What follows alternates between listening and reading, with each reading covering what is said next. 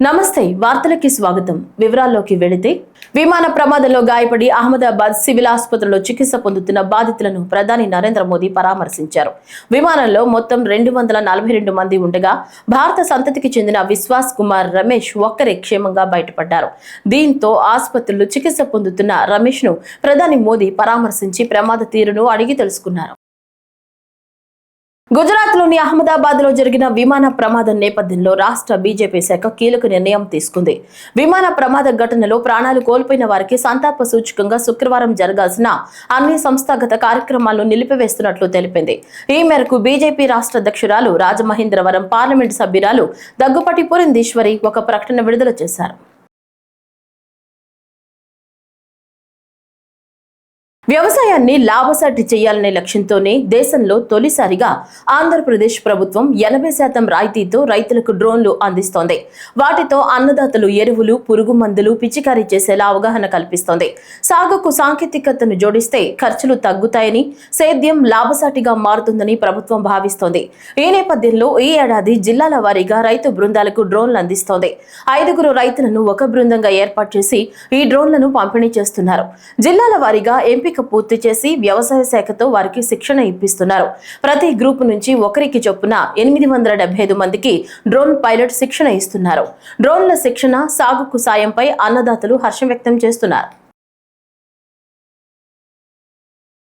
Janasena party అధ్యక్షులు, రాష్ట్ర ఉప ముఖ్యమంత్రి పవన్ కళ్యాణ్ ని బీజేపీ తమిళనాడు అధ్యక్షులు నయనార్ నాగేంద్రన్, హిందూ మున్నాని సంస్థ ప్రతినిధులు గురువారం కలుసుకున్నారు. గుంటూరు జిల్లా మంగళగిరిలోని ఉప ముఖ్యమంత్రి పవన్ కళ్యాణ్ క్యాంపు కార్యాలయానికి వచ్చిన వారు ఉప ముఖ్యమంత్రిని అభినందించారు. ఈ నెల 22వ తేదీన తమిళనాడులోని మదురైలో నిర్వహించనున్న మురుగా భక్తర్గల్ మానాడుకి ముఖ్య అతిథిగా హాజరు కావాలని ఆహ్వానించారు. ఈ సమ్మేళనం ఆధ్యాత్మికంగా, సనాతన ధర్మ పరిరక్షణ పరంగా ఎంతో ప్రత్యేకమైందని వారు వివరించారు.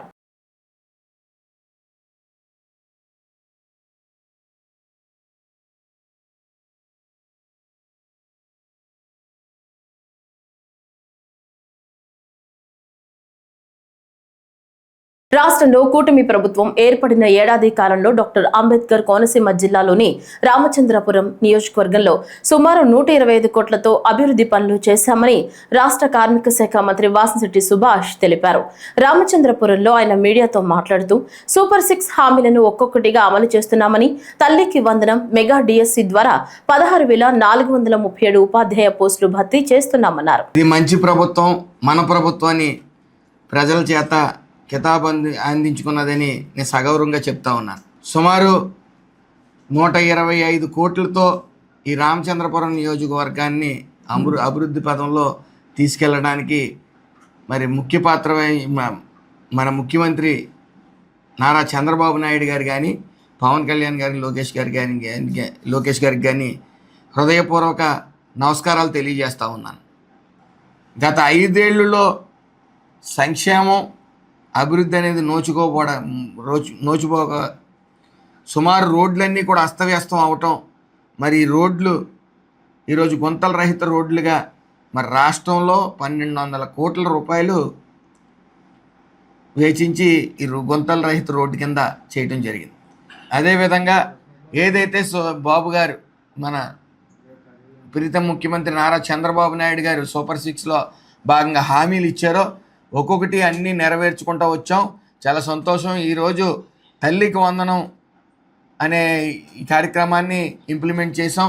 65 లక్షల మంది పిల్లలకి, ఇంట్లో ఎంతమంది ఉంటే అంతమంది పిల్లలకి ఇవ్వటం జరుగుతూ ఉంది.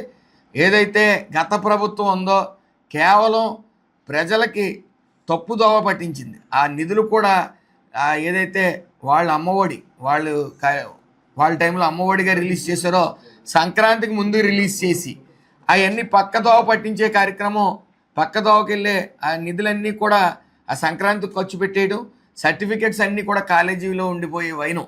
మరి ఈ రోజున స్కూల్స్ తెరిసే రోజునే ఈ అమ్మఒడి ఇవ్వటం వల్ల ప్రతి ఒక్కరూ స్కూల్ ఫీజులు కట్టుకుని, ప్రైవేట్ స్కూల్స్లో కూడా కొంతమంది కట్టుకునే పరిస్థితి ఉంటుంది. కాబట్టి ఈరోజు మరి ఈ తల్లికి వందనం అనేది కూడా చేయటం, అదే విధంగా ఏదైతే డిఎస్సి నోటిఫికేషన్ ఇవ్వటం, సుమారు 16,437 పోస్టులు భర్తీ చేయడానికి సిద్ధంగా ఉంటాం. ఉచిత సిలిండర్లు కానీ, పెన్షన్ ఏదైతే గత ప్రభుత్వంలాగా 250 పెంచకుండా ఒక్కసారి 4,000 ఇచ్చిన ప్రభుత్వం, రాష్ట్ర ప్రభుత్వం ఏదన్నా ఉందంటే అది ఆంధ్ర రాష్ట్రం అని సగౌరవంగా తెలియజేస్తా ఉన్నాను. రాష్ట్ర ప్రభుత్వం ఈ నెల నుంచి నాణ్యమైన మరియు పోషకాలు కలిగిన సన్న బియ్యాన్ని ప్రభుత్వ పాఠశాలల్లో మరియు సంక్షేమ వసతి గృహాల్లో చదువుతున్న విద్యార్థులకు పంపిణీ చేసిందని కర్నూలు జిల్లా పౌర సరఫరాల శాఖ అధికారిని నాగసుధ తెలిపారు. సన్న బియ్యాన్ని 25 కేజీల బ్యాగుల్లో జిల్లాలోని 1434 పాఠశాలలు, 160 సంక్షేమ వసతి గృహాలకు అందించామని ఆమె తెలిపారు. ఈ నాణ్యమైన సన్న బియ్యం పంపిణీ విషయంలో ఎలాంటి అవకతవకలకు ఆస్కారం లేకుండా క్యూఆర్ కోడ్ జతపరచడం జరిగిందన్నారు.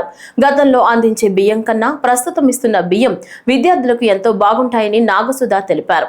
రాష్ట్ర ప్రభుత్వం ఈ జూన్ 25 నుంచి మనకు పాఠశాలలోని విద్యార్థులకు, మళ్ళీ సంక్షేమ హాస్టల్స్ విద్యార్థులకు నాణ్యమైన సన్న రకం బియ్యం పంపిణీ చేయడానికి నిర్ణయించుకుంది. ఇందులో భాగంగా మనం ఈ బియ్యాన్ని పొందడానికి మనకు తిరుపతి, నెల్లూరు, తర్వాత గుంటూరు, ప్రకాశం, పల్నాడు ఈ జిల్లాల్లో నేరుగా రాష్ట్ర ప్రభుత్వమే రైతుల నుంచి మద్దతు ధర ద్వారా కొనుగోలు చేసి దాన్ని మిల్లింగ్ చేసి మనకి ఇక్కడికి 50 కేజీల బస్తాల్లో పంపడం జరిగిందండి. దాన్ని మనం తిరిగి 25 కేజీల బస్తాల్లో ప్యాకింగ్ చేయించి ఇలా ఒక క్యూఆర్ కోడ్ దానికి ట్యాగ్ చేయడం జరిగింది. సో ఈ ప్యాకింగ్ చేసిన తర్వాత మనం మన జిల్లాలోని 1434 స్కూల్స్కి మరియు 160 హాస్టల్స్కి మేము ప్యాకింగ్ చేసి పంపిణీ చేసేసాము ఈ జూన్ నెల కోసము. ఇందులో ఈ పంపిణీ ప్రధాన లక్ష్యం ఏంటంటే పిల్లలకు, విద్యార్థులకు నాణ్యమైన పోషకాలతో కూడిన భోజనం వడ్డించడంతో పాటు ఎటువంటి అవకతవకలు జరగకుండా మూలాలను గుర్తించడానికి, అంటే ఎండ్ టు ఎండ్ ట్రేసబిలిటీ అనేది మనం పొందవచ్చండి.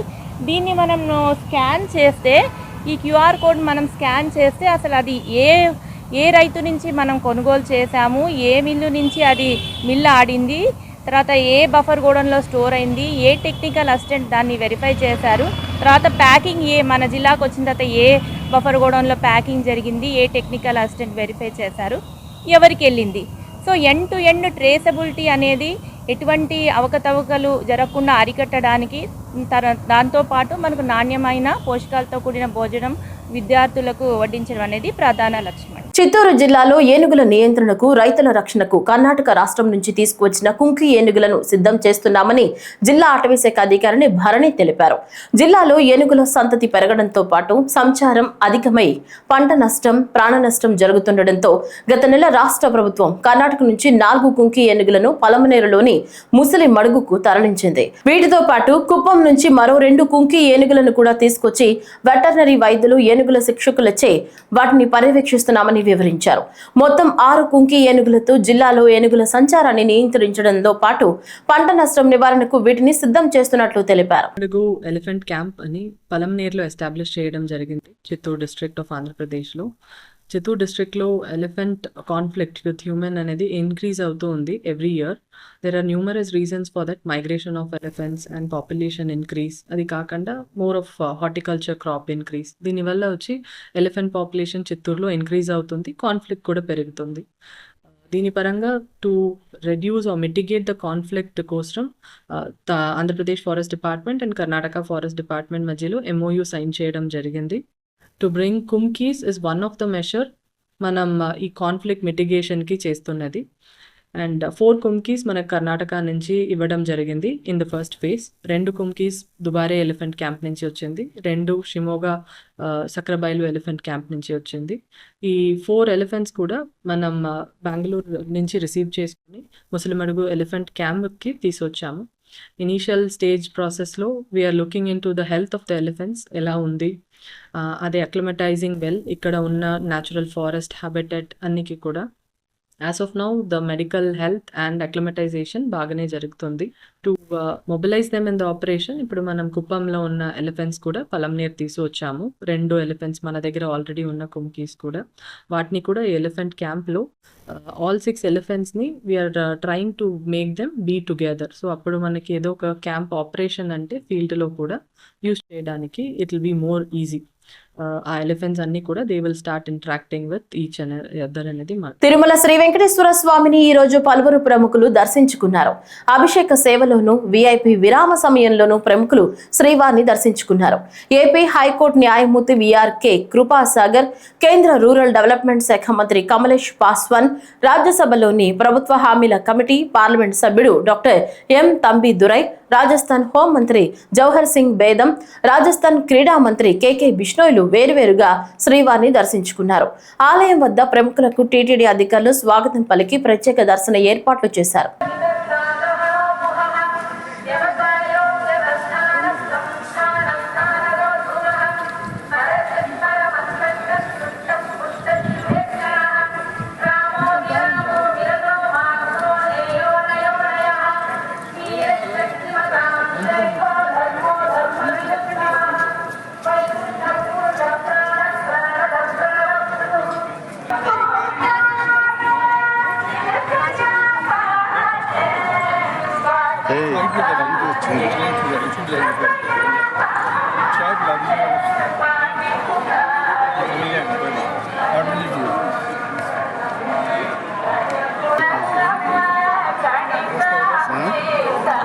పేర్లు పెట్టు మళ్ళా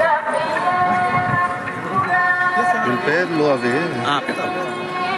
కరోనా వ్యాధి పట్ల అప్రమత్తంగా ఉండాలని శ్రీకాకుళం జిల్లా వైద్య ఆరోగ్య శాఖ అధికారి డాక్టర్ కె అనిత వెల్లడించారు.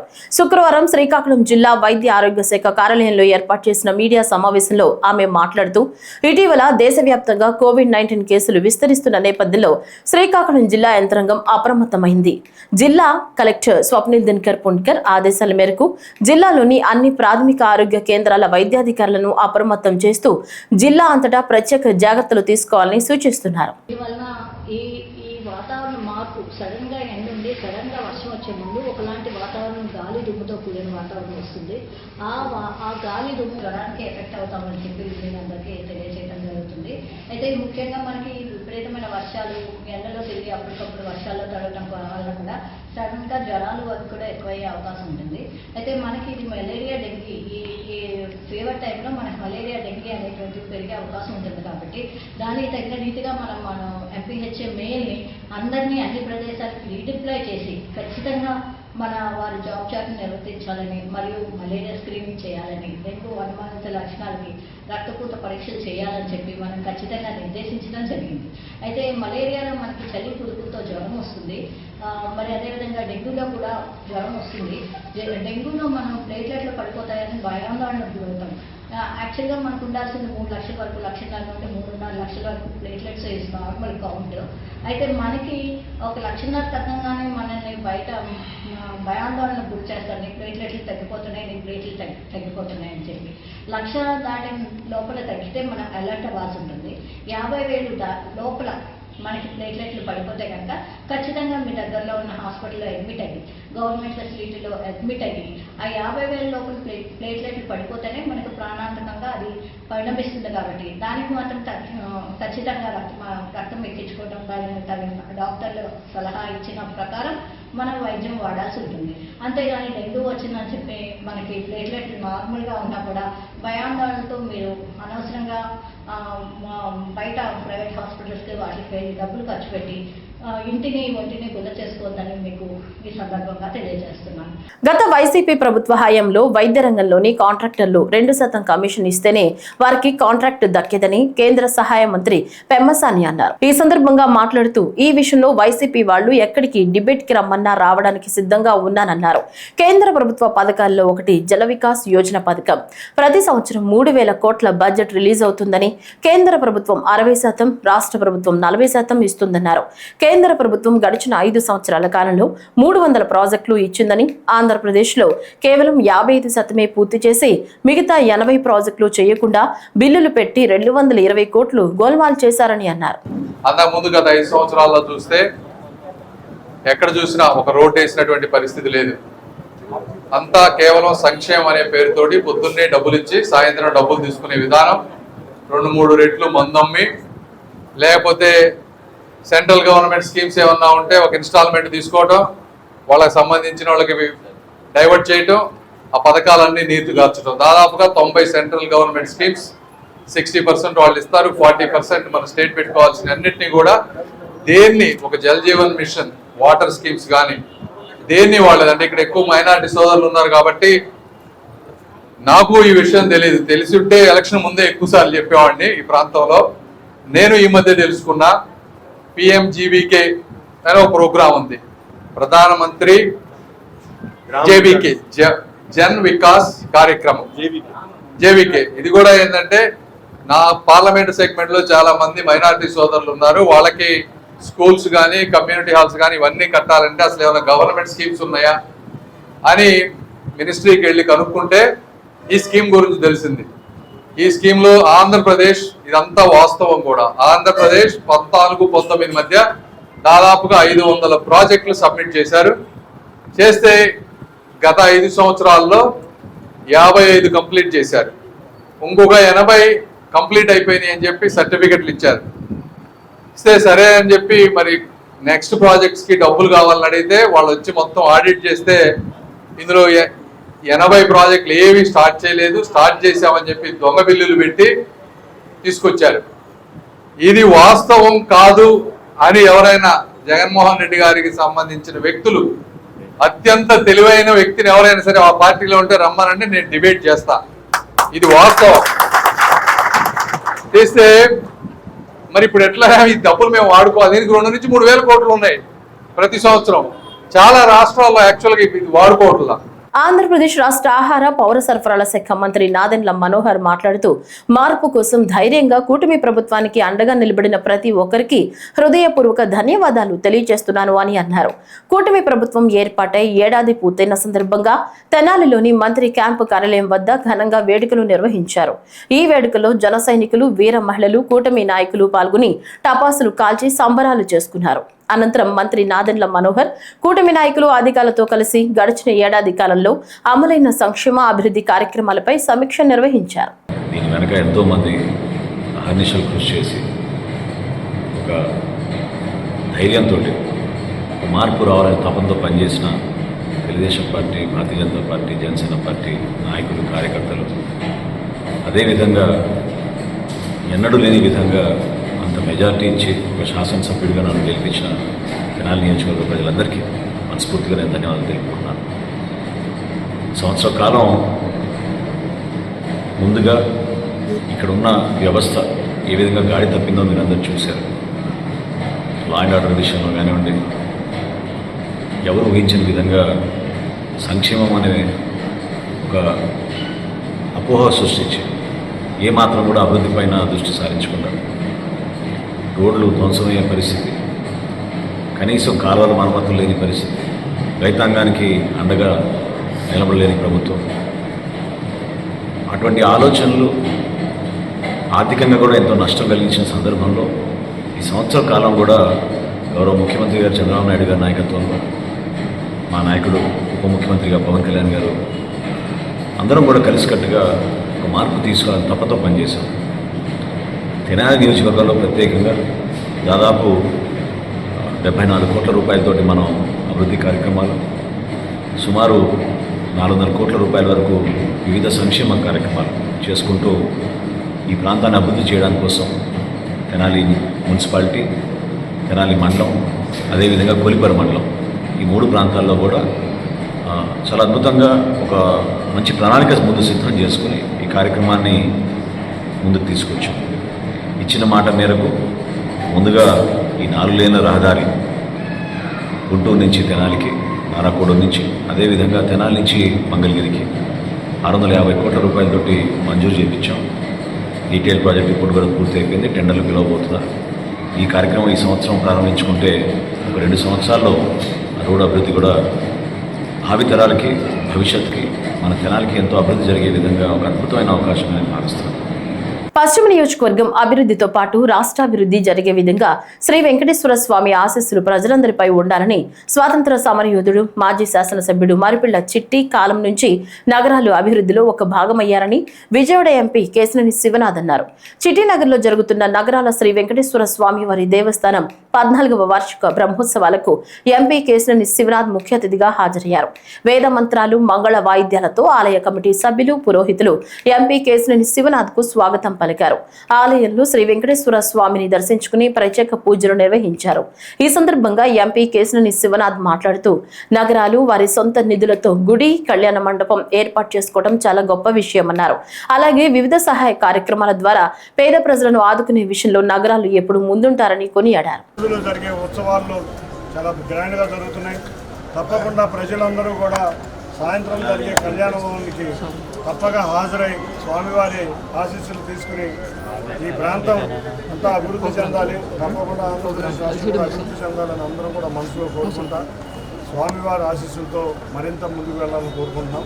అంతేకాకుండా ఈ విజయవాడ నగరంలో నగరాలు ఒక అభివృద్ధిలో ఒక భాగం.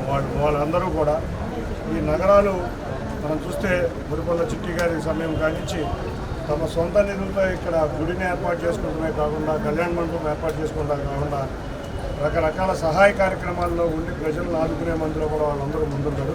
తప్పకుండా వారందరికీ తోడుగా మేమందరం కూడా ఉండి వాళ్ళ అవసరాలు కానీ అంతేకాకుండా ప్రజా అవసరాలు కానీ తీర్చే విధంలో మేమందరం ముందుంటామని తెలియజేసుకుంటాం. తప్పకుండా ఇవాళ జరిగే ఉత్సవాల్లో ప్రజలందరూ కులమతాలకు అతీతంగా పాల్గొని భారీగా స్వామివారి ఆశీస్సులు తీసుకుని వెళ్ళాలని అందరినీ కోరుకుంటున్నాను. ధన్యవాదాలు. కృష్ణా జిల్లా మచిలీపట్నాన్ని చెత్తరహిత నగరంగా తీర్చిదిద్దడానికి కేంద్ర రాష్ట్ర ప్రభుత్వాలు కృషి చేస్తున్నాయని రాష్ట్ర ఎక్సైజ్ శాఖ మంత్రి కొల్లు రవీంద్ర తెలిపారు. 3,75,00,000 రూపాయలతో ఏర్పాటు చేసిన సాలిడ్ వేస్ట్ మేనేజ్మెంట్ ప్లాంట్ ను మంత్రి ప్రారంభించారు. ఈ సందర్భంగా ఆయన మాట్లాడుతూ, స్వచ్ఛతా హీ సేవా కార్యక్రమంలో భాగంగా మచిలీపట్నంలో డంపింగ్ యార్డ్ తొలగించినట్లు తెలిపారు.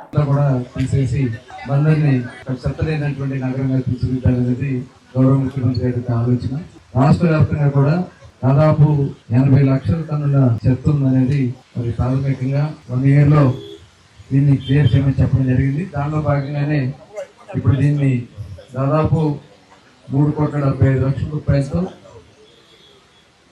తరుణి అసోసియేట్స్ కి ఈ సాలిడ్ వేస్ట్ మేనేజ్మెంట్ కింద మొత్తం దీన్ని సెగ్రిగేట్ చేసి తడి చెత్త, పొడి చెత్త, అలాగే దాంట్లో ఉన్నటువంటి మెటల్స్ ఏమన్నా మెటల్స్ కానీ లేకపోతే బిల్డింగ్ సంబంధించినటువంటి మెటీరియల్ కానీ ఇవన్నీ కూడా సెగ్రిగేట్ చేయడానికి ఆ మిషన్ కూడా వాళ్ళు ఇక్కడ సెండ్ చేయడం.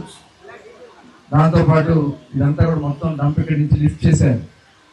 ఎట్టి పరిస్థితుల వల్ల October 2వ తారీఖున మొత్తం కూడా దీన్ని ఒక పార్క్ కింద డెవలప్ చేయాలని చెప్పి మరి దీన్ని ఎందుకంటే ఒక 5-6 సంవత్సరాలు దీన్ని పార్క్ కింద మేనేజ్ చేయాలి.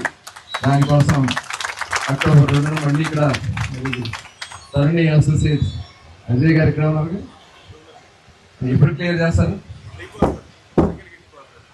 సెకండ్ పార్టీ ఎక్కడ మన పార్క్ పెట్టుకోవాలి. కమిషనర్ గారు ఎక్కడ ఉన్నారు? అక్టోబర్ పార్క్ కూడా అయిపోవాలి. చుట్టూ కాంపౌండ్ వాళ్ళు కానీ దీంట్లో ఈ చెత్త అంతా మొత్తం లిఫ్ట్ చేసేసి మొత్తం కూడా ఒక పార్క్ కింద డెవలప్ చేయాలి. పూర్తిగా హామీనా? అంతకంటే ముందే ఖచ్చితంగా. ఎందుకంటే దీనికి నారాయణ గారు కూడా ఒక సిస్టమ్ పెట్టారు. ముందుగా అడ్వాన్స్ తీసేస్తే వీళ్ళకి 10% అదనంగా ఇస్తారు. ఒకవేళ October 2 తీయకపోతే వీళ్ళకి అదనంగా మళ్ళీ కటింగ్ ఉంటుంది. 20% కటింగ్. ముందు చేస్తే 10% వాళ్ళకి కల్పిస్తారు. ఒకవేళ ముందు చేయకపోతే 20% కటింగ్. అది పెట్టుకున్నటువంటి నామ్స్. ఖచ్చితంగా దీన్ని చేస్తాం. అట్లాగే మనకి ప్రతిరోజు దాదాపు 90 టన్నులు చెత్త వస్తుంది. సుమారుగా 80 నుంచి 90 టన్నులు. ఇప్పుడు కొత్తగా మనకి 3 కాంపాక్టర్స్ ఇచ్చారు.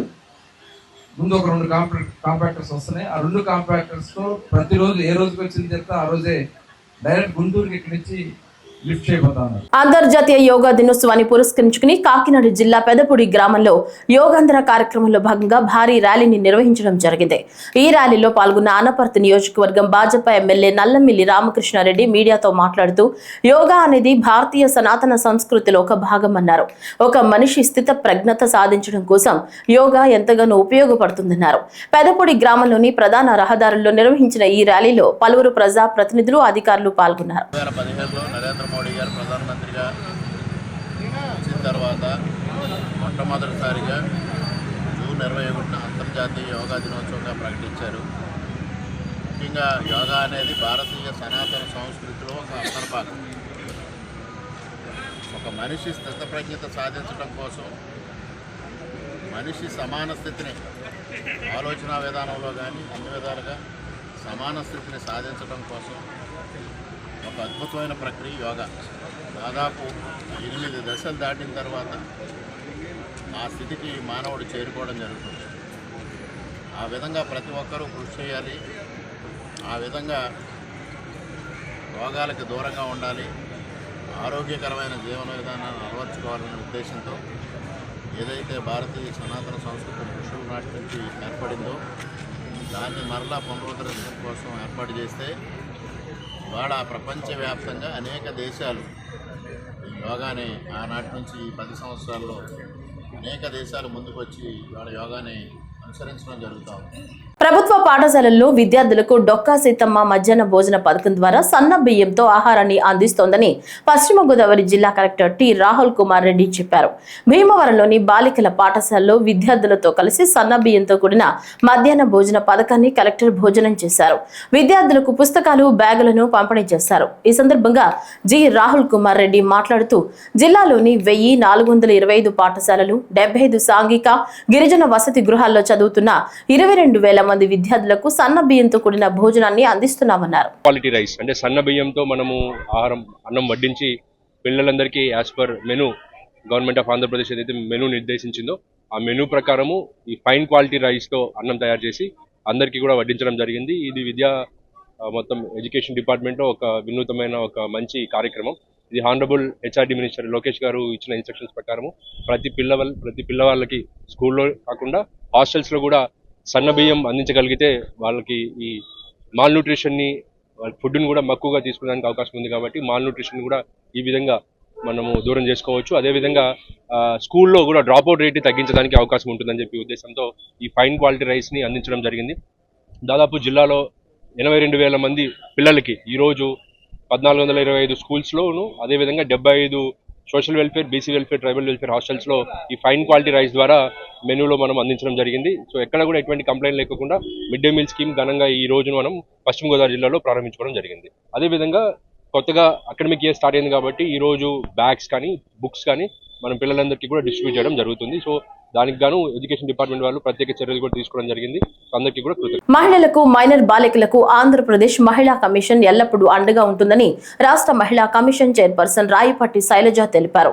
అనంతపురం జిల్లాలో ఆమె పర్యటించారు. ఈ సందర్భంగా ఆమె మీడియాతో మాట్లాడుతూ మహిళల పట్ల ఎవరైనా అసభ్యంగా ప్రవర్తిస్తే వారిపై ప్రభుత్వం కఠిన చర్యలు తీసుకుంటుందని హెచ్చరించారు. ప్రతి ఆడపిల్ల ఆలోచించుకొని జాగ్రత్తగా ఉండాలి. ఇప్పుడు కాలం బాగాలేదు, ఆడపిల్లల్లో భయం పోవాలండి. స్టేట్ వైడ్ అంతా కూడా ఒకే టోల్ ఫ్రీ నంబర్ ఉంది 181 అని. అది వన్ స్టాప్ ఎక్కడ ఏది ఇష్యూ ఉన్నా ఆడపిల్లలు ధైర్యంగా ఆ నంబర్కి చేస్తే వెంటనే మీ దగ్గరికి వచ్చి ప్రొటెక్షన్ దగ్గర నుంచి కానివ్వండి వాళ్ళని వాళ్ళ దగ్గరికి తీసుకొని తర్వాత దాని గురించి ఇన్వెస్టిగేషన్ చేయటం, అవసరం అయితే అమ్మాయికి థ్రెట్ ఉంటే పోలీస్ ప్రొటెక్షన్ ఇవ్వటం, లేకపోతే హోమ్స్కి పంపించటం. మనం దేనికి భయపడక్కర్లేదమ్మా, మనం ఏం తప్పు చేయలేదు. అలాంటిది మీరు ధైర్యంగా ఆడపిల్లలు ధైర్యంగా ఉండి మీరు ధైర్యంగా ఫస్ట్ ఇంట్లో వాళ్ళకి చెప్పండి. ఇంట్లో వాళ్ళు పెద్దవాళ్ళు కాబట్టి పోలీస్ స్టేషన్లో అన్న కంప్లైంట్ ఇస్తారు. కాదు మా అమ్మకి ఏమీ తెలియదు అంటే మీరు 181కి, లేకపోతే ఇప్పుడు అందరి దగ్గర ఫోన్లు ఉంటున్నాయి, ఒక 181కి కాల్ చేస్తే వాళ్ళే మీ దగ్గరికి వచ్చి ఏంటి ప్రాబ్లము, ఏమైంది, మేము ఉన్నాం అనే భరోసా ఇవ్వగలుగుతారు. సో ఎలాంటి ఆడపిల్లలు కూడా ఒక భయం వల్ల ఇలాంటి పరిస్థితులు అయితే రాష్ట్రంలో ఎక్కడా రాకూడదు. దానికి తగ్గట్టు ప్రభుత్వం కూడా చాలా కృషి చేస్తుంది ఇలాంటివి మళ్ళీ జరగకుండా. అందుకే కదా మనం one stop centres state wide పెట్టాం. అలాగే శక్తి సదన్ హోమ్స్ ఉన్నాయి వాళ్ళకి ప్రొటెక్షన్ ఇవ్వటానికి. సో ఇన్ని మనం అవకాశాలు ఉంచుకొని భయం అనే దాంతో మనం ఇంత బాధకి గురవలసిన అవసరం లేదు. ఎప్పుడైనా మీకు మహిళా పోలీస్ స్టేషన్స్ ఉన్నాయి, వాళ్ళని అప్రోచ్ అవ్వండి, లేకపోతే కాల్ చేయండి. ఎంతమంది లేడీస్ వర్క్ చేస్తున్నారు ఆడపిల్లల్ని రక్షించాలి, వాళ్ళకి ఏమీ జరగకుండా చూడాలనేది. సో ఎప్పుడు లేకపోతే విమెన్ కమిషన్కి రావచ్చు, మెయిల్ పెట్టచ్చు, ఇవన్నీ కూడా చేయొచ్చు. సో మీరు ఇంత బాధ అనుభవించాల్సిన అవసరం లేదు. తప్పకుండా పోలీసులు మాకు తెలిసి ఎప్పుడైతే మహిళా కమిషన్ ఈరోజు ఇంకో చోట ఇన్సిడెంట్ జరగచ్చు, ఇక్కడ ఉన్నాం కాబట్టి వెంటనే వెళ్ళకపోవచ్చు, కానీ ఇన్ఫర్మేషన్ వచ్చిన వెంటనే మేము ఆ కన్సర్న్డ్ పీడీస్ ఎవరైతే ఉంటారో, ప్రతి జిల్లాకు ఒక పీడీ ఉంటారు, ఆ పీడీకి చెప్పి ఇలా జరిగింది అక్కడికి వెళ్ళి ఫాలో అప్ చేయి, వాళ్ళతో మాట్లాడు, లేకపోతే అక్కడ ఉన్న కన్సర్న్డ్ ఎస్పీకి కానీ డిఎస్పీ గారికి ఫోన్ చేసి ఇలా టీవీలో స్క్రోలింగ్ వస్తుంది, దీనిపై ఏంటి మీరేం వివరణ ఇస్తారు, ఏం యాక్షన్ తీసుకున్నారు. సో ఇవన్నీ కూడా మేము ఫాలో అప్ చేస్తూనే ఉంటాం. ఎందుకంటే రాష్ట్రం అంతా ఎక్కడైనా జరిగినప్పుడు వెంటనే వెళ్ళకపోవచ్చు, కానీ ఫోన్లో కానివ్వండి, లేకపోతే మెయిల్స్ ద్వారా కానివ్వండి, లేకపోతే ఏదో కాన్స్టెంట్గా టచ్లోనే ఉంటాం. ఇది వచ్చి కూడా 6th 7th అయింది, 4 days అయ్యి, కానీ అప్పటి నుంచి మేము ఫాలో అప్ అవుతూనే ఉన్నాం, రిపోర్ట్స్ అన్నీ తెచ్చుకుంటూనే ఉన్నాము. రాష్ట్రంలో ఎన్డీఏ కూటమి ప్రభుత్వం ప్రజలకు చీకటి రోజులు మిగిల్చిందని వైఎస్ఆర్ కాంగ్రెస్ పార్టీ రాష్ట్ర సమన్వయకర్త సజ్జల రామకృష్ణారెడ్డి విమర్శించారు. గుంటూరు జిల్లా తాడేపల్లిలోని పార్టీ కేంద్ర కార్యాలయంలో రాష్ట్ర ప్రభుత్వ వైఫల్యాలపై ప్రచురించిన పుస్తకాన్ని ఆయన ఆవిష్కరించారు. అనంతరం సజ్జల రామకృష్ణారెడ్డి మాట్లాడుతూ ముఖ్యమంత్రి చంద్రబాబు, ఆయన తనయుడు మంత్రి నారా లోకేష్లు రాష్ట్రంలో రెడ్ బుక్ రాజ్యాంగం పేరుతో ఒక అరాచకాన్ని సృష్టించారని ఆగ్రహం వ్యక్తం చేశారు. 24 అంటే ఏడాది క్రితం చంద్రబాబు నాయుడు గారు మళ్ళీ అధికారంలోకి వచ్చారు. 3 పార్టీలు కలిసి భారీ మెజారిటీతో, అత్యంత భారీ మెజారిటీతో అధికారంలోకి వచ్చాడు 3 పార్టీలు. అప్పటి నుంచి ఈ సంవత్సరం అయింది. ఇప్పుడు సహజంగానే జగన్మోహన్ రెడ్డి గారి పాలనలో తొలి ఏడాది, చంద్రబాబు నాయుడు గారి పాలనలో తొలి ఏడాది ఎట్లుంటుంది అనేది కంపారిజన్ రాష్ట్ర ప్రజలందరూ గమనిస్తున్నారు. సో ఏడాది సందర్భంగా వాళ్ళు పెట్టుకున్నట్టున్నారు ఈరోజు మాది బ్రహ్మాండమైన సుపరిపాలన అని. ఎంతటి చీకటి పాలన, ఎంతటి దుష్పరిపాలన అని చెప్పడానికి విత్ ఎగ్జాంపుల్స్తో విత్ కలర్ ఫొటోస్తో సహా ఈరోజు వైఎస్ఆర్ కాంగ్రెస్ పార్టీ ప్రజల ముందుకు ఈ పుస్తకం తీసుకొచ్చింది. 160 పేజీల దాకా ఉంది. దీంట్లో కాంట్రాస్ట్ జగన్ అంటే నమ్మకం, చంద్రబాబు అంటే మోసం, విత్ క్లియర్ ప్రూఫ్స్, ఎలాంటి ఎవిడెన్సెస్ దాన్ని సబ్స్టాన్షియేట్ చేసే రకంగా ఈస్ట్మన్ కలర్ చిత్రం మొత్తం అన్ని రంగుల చిత్రాలతో దీన్ని ప్రచురించాం. శ్రీ దుర్గా మల్లేశ్వర స్వామివార్ల దేవస్థానానికి ప్రపంచ నలుమూలల నుంచి భక్తులు ఉన్నారు. అమ్మవారి ఆలయానికి పాలక మండలి లేదా అభివృద్ధి కమిటీ ఇందులో సభ్యులైనా లేక చైర్మన్ అయినా ముందుగా హైందవ ధర్మ పరిరక్షణ చేసేవారే ఉండాలి. అమ్మవారి మీద భక్తి విశ్వాసంతో ఉండాలి. ఆలయానికి వచ్చే భక్తులకు ఆధ్యాత్మిక చింతనతో సేవ చేసే మనసు ఉండాలి. 2000 సంవత్సరం నుంచి దుర్గగుడిని పరిశీలిస్తే అప్పట్లో అంకెం ప్రభాకర్ దుర్గగుడి చైర్మన్ గా ప్రధాన రాజగోపురం దసరా ఉత్సవాల్లో ఆయన దగ్గరే ప్రధాన ద్వారం తాళాలు వేసుకుని ఉంచుకుని భక్తులతో, అధికారులతో, పోలీసులతో వివాదాలు వచ్చేవి. ఓ ధర్మకర్త అమ్మవారి ఆలయంలో విలయతాండవం, అర్చక స్వాములపై, ఉద్యోగులపై తనదైన శైలిలో బందరుడ్లో బందర్ లాక్ల వద్ద రౌడీ షీటర్ చేతిలో హత్యగావించిన ఓ ధర్మకర్త తర్వాత కాంగ్రెస్ ప్రభుత్వం 2 కమిటీలు నియమించారు. ఒకటేమో పాలక మండలి, మరొకటి అభివృద్ధి కమిటీ. 2008 జనవరి మొదటి వారం భవానీ దీక్షలు విరమణ, తొక్కేసలాట, 6 భక్తుల మృతితో 2 కమిటీలను అప్పటి ముఖ్యమంత్రి వైఎస్ రద్దు చేశారు. తర్వాత చాలా కాలం పాటు అమ్మవారి గుడికి కమిటీ వేయలేదు. ఆలయానికి వచ్చే ధర్మకర్త లేదా చైర్మన్ ఎవరైనా సరే ముందుగా తనని తాను తగ్గించుకోవాలి, అమ్మవారి నామస్మరణ చేస్తూ ముందుకు వెళ్ళాలి.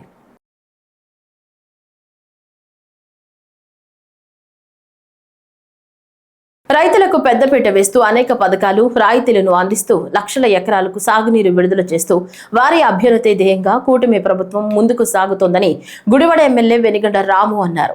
గుడివాడ పట్టణం కంకిపాడు రోడ్డులో గల చంద్రయ్య డ్రైన్ పరివాహక పంట పొలాల్లో ఎమ్మెల్యే రాము శుక్రవారం ఉదయం పర్యటించారు. ఈ సందర్భంగా పెద్ద ఎరుకుపాడు, బేతవోలు పరివాహక రైతులతో ఎమ్మెల్యే రాము మాట్లాడారు. పలు అంశాలపై రైతులతో మాట్లాడిన ఎమ్మెల్యే రాము వారికి ఉన్న సమస్యలు అడిగి తెలుసుకున్నారు. మనకేమో పోల్కొండ దగ్గర ఏమో డెడ్ స్టోరేజ్ వస్తుంది, ఇక్కడేమో స్టోరేజ్ ఎక్కువ ఉంటుంది. ఇక్కడ చాలా ఎక్కువ ఇది గంట డిస్టాంతరింగ్ చేసుకోవాలి, అక్కడ కూడా చేయాలి. మనకి అది చేస్తేనే ఇక్కడ అసలు పోద్ది. పొద్దున్న రామనాయుడు గారితో కూడా మినిస్టర్ గారితో మాట తీసుకుని మనం ఇంకా అభివృద్ధికి కేర్ ఆఫ్ అడ్రస్ బీజేపీ అని బీజేపీ పార్టీ రాష్ట్ర అధికార ప్రతినిధి TTD board member Bhanu Prakash Reddy అన్నారు.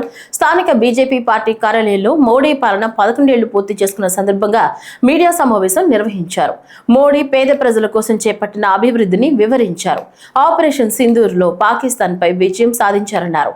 అయోధ్య నిర్మాణం మోదీ ఘనత అన్నారు. త్వరలో భారతదేశం జపాన్ ను అధిగమిస్తుందని అన్నారు. నరేంద్ర మోడీ పాలనలో ప్రజలు సుఖ సంతోషాలతో ఉన్నారన్నారు. ఈరోజు అమెరికా, చైనా, జర్మనీ అయిన తర్వాత 4వ స్థానంలో జపాన్ కూడా అధిగమించి ఈరోజు భారతదేశం 4వ స్థానానికి రావడం జరిగింది. ఇంకా 2 ఏళ్ల కాలంలో ఖచ్చితంగా జర్మనీని కూడా అధిగమించి ముందుకొచ్చే పరిస్థితి ఈరోజు నరేంద్ర మోడీ గారు తీసుకురావడం జరిగింది. ఇవన్నీ ఈరోజు మేధావులతో సమావేశంలో కేంద్ర ప్రభుత్వం ఏమేం చేసింది, రాష్ట్ర ప్రభుత్వానికి ఏమేమి ఇచ్చింది, తద్వారా ఎన్డీఏ కూటమి ఇటు రాష్ట్రంలో వికసిత ఆంధ్రప్రదేశ్ని చంద్రబాబు నాయుడు గారు, పవన్ కళ్యాణ్ గారు, పురంధేశ్వరి గారు మా ముగ్గురి కలయిక ప్రజల ఇష్టాలు, ప్రజల కష్టాలు తెలుసుకొని మేము ముందుకు పోతున్నాం. దేశంలో నరేంద్ర మోడీ గారి సారథ్యంలో వికసిత భారతదేశాన్ని ముందుకు తీసుకుపోతున్నారు. భారతదేశం గతంలో మీరు కానీ గమనించినట్టయితే మొన్న జరిగినటువంటి ఆపరేషన్ సింధూర్ విషయానికి వస్తే గతంలో జాకెట్స్ కూడా, బుల్లెట్ ప్రూఫ్ జాకెట్స్ కూడా మనం ఇంపోర్ట్ చేసుకునేవాళ్ళం, బుల్లెట్స్ కూడా ఇంపోర్ట్ చేసుకునేవాళ్ళం. ఫస్ట్ టైం మొన్న జరిగినటువంటి ఆపరేషన్ సింధూర్లో మొత్తం మేడ్ ఇన్ ఇండియా సంబంధించి బుల్లెట్స్ కానీ, ఇక్కడ ఉన్నటువంటి ఆకాశ్ మిజైల్ కానీ, ఇక్కడి నుంచి చేసినటువంటి ఆయుధాలతో పాకిస్తాన్ని మనం ఎదుర్కోవడం జరిగింది. మొన్న జరిగినటువంటిది యుద్ధం కాదు మిత్రులారా, కేవలం తీవ్రవాదుల మీద దాడి మాత్రమే. భారతదేశం నిజంగానే పాకిస్తాన్తో కానీ యుద్ధం చేస్తే 10 నిమిషాల్లో పాకిస్తాన్ ప్రపంచ చిత్రపటంలో ఎగిరిపోయేది. మనం యుద్ధం చేయలేదు, కానీ నిత్యం ఈ ఆపరేషన్ సింధూర్ కొనసాగుతూనే ఉంటుంది. భారతదేశం వైపు కన్నెత్తి చూడాలన్నా సరే శత్రు దేశాలు భయపడే విధంగా నరేంద్ర మోడీ గారు దేశ ఆంతరిక భద్రత విషయంలో కానీ, బార్డర్ సెక్యూరిటీ విషయంలో కానీ ఎక్కడ రాజీ లేకుండా ఈరోజు వారు ముందుకు పోతున్నారు. ఈరోజు దేశ ప్రజలు నేను వస్తూ ఉంటే ఒకరు ఫోన్ చేశారు, ఎక్కడ పోతున్నాడు, చుట్టూరు నరేంద్ర మోడీ గారి 11 years పాలన మీద వెళ్తున్నామంటే వారు నా మాటకి చెప్పండి, అక్కడ శివాజీ ఆలోచనలు, వివేకానంద గారి ఆలోచనలు రెండు కలిపినటువంటి వ్యక్తి నరేంద్ర మోడీ గారు అని చెప్పి సాధారణ ప్రజలు ఈరోజు నరేంద్ర మోడీ గారిని ప్రశంసిస్తున్నారంటే ఏ విధంగా వారు పనిచేస్తున్నారో దేశం కోసం, ధర్మం కోసం. ముఖ్యంగా ధర్మం అంటే దాదాపు 500 సంవత్సరాలు మనందరం ఎదురు చూసినటువంటి బాలరాముని ఆలయ నిర్మాణం అయోధ్యలో దేదీప్యమానంగా ఒక 7 ఏళ్ల ముందు మనం ప్రారంభించుకోవడం జరిగింది. ఎక్కడ ఎవరిని నొప్పించకుండా నరేంద్ర మోడీ గారి పాలన ముందుకు పోతుంది. కానీ ఈ ధృతరాష్ట్రుడు మారిగా రాహుల్ గాంధీకి కన్ను కనపడదు. ఈ వార్తలు ఇంతటితో సమాప్తం. నమస్కారం.